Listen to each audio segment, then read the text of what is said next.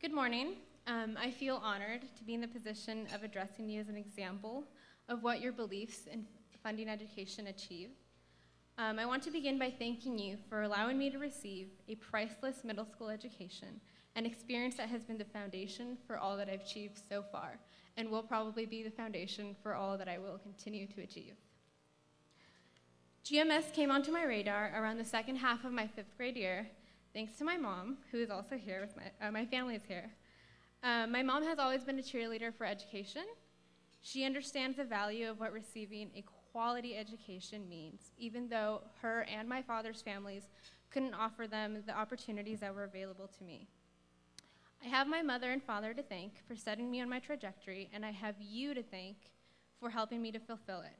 Without your generous donations, my family would never have been able to pay for 3 years of tuition at the girls' middle school. Now, mind you, upon entering GMS, the only things I had heard about was from my mom, and you know, her being my mom and all, I totally thought she was hyping everything up. I was like, okay, yeah, right, like, no, it's not this great, whatever. I was apprehensive, to say the least, about being at GMS. I wanted to stay with all my friends in 5th grade. I didn't want to leave them, you know. From elementary school, at that point, I could have cared less about what the quality of education I was getting. I was like, you know what, this middle school where all my friends are sounds really good to me. I don't know why you're forcing the issue, but, you know. Looking back on my attitude, I am actually glad that I entered GMS that way, because I was expecting and searching for all the negative in it so that I could tell my parents, like I told you. But I did not find one bad thing about GMS. Everything that is GMS changed my attitude and outlook towards education for the better. So remembering the first day of middle school, I desperately wanted to know at least one person in my 6th grade class, but I knew that none of the girls had come from my elementary school. Out of 40, I knew 0. I am the oldest child in my family, so I didn't even have an older sister to ask my most pressing middle school questions. What's it like?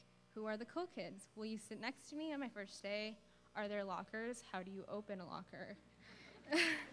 Is there a lot of homework? And beyond all those questions, now think about that role that an older sibling fulfills. To me, GMS became the older sister that I needed.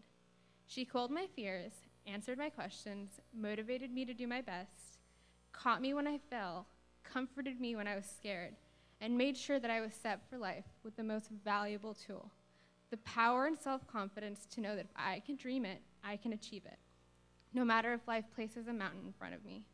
And trust me, I've climbed many of those mountains, and I stand here today in one piece thanks to the values and attitude that GMS stands for, and that I strive to emulate in everything that I do. After all, don't we all want to be like our older siblings? My first GMS class was Humanities with Kat, who is no longer there.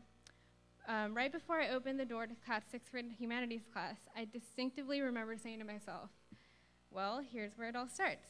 I was late, but she warmly received me and directed me to my seat.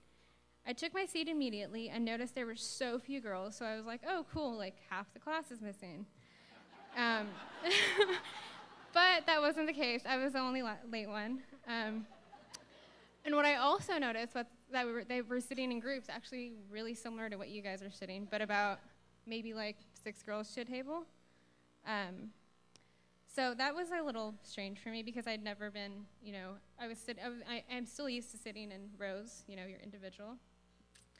So these two aspects of GMS are integral to the mission, showed me that right away that I, little Shantya, was deserving of the utmost attention and that I could excel in cooperative, not competitive atmosphere with my classmates. My second immediate observation was that our teacher, Kat, was taking the time to learn about each and every one of us by asking us to introduce ourselves and asking if we had any questions about GMS or middle school in general. This was the first experience I had where a teacher of mine actually took the time to really listen to me and made sure that I was okay by answering all of my questions. I thought, oh, this is like a first day breaking the ice event, and that a predictable, normal school schedule would commence after Kat's class or the next day. But I was wrong. For those of you that aren't familiar with GMS, there is no such thing that constitutes normal or predictable. Here are some snapshots to illustrate this. singing in Esther's math class to remember the quadratic formula, which I still remember.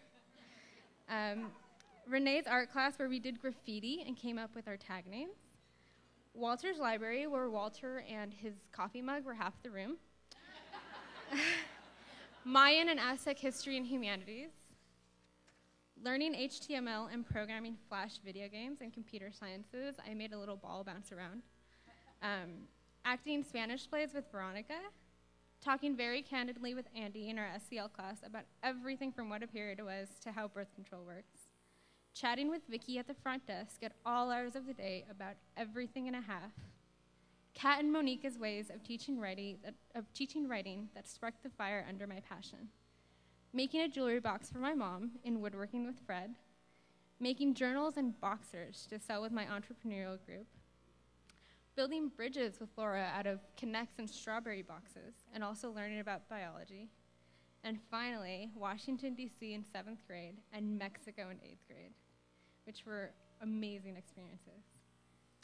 And I can honestly say that I remember at least one great memory of every class I had at GMS, a surprising fact to me, because most of my friends that received traditional schooling only remember fun as being mostly social in nature.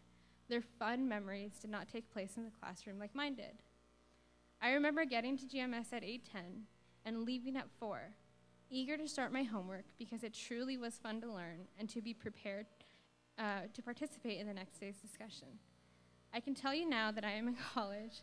That has never happened to me since.